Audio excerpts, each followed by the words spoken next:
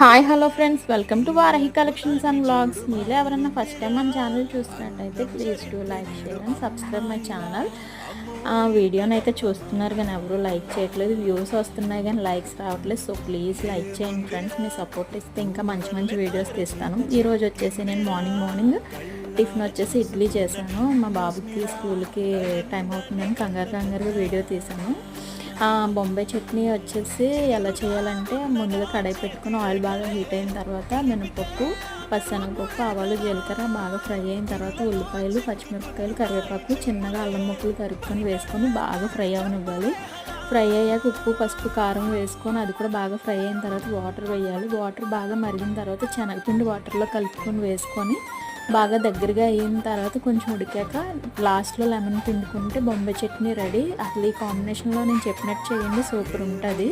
Okay friends, bye bye.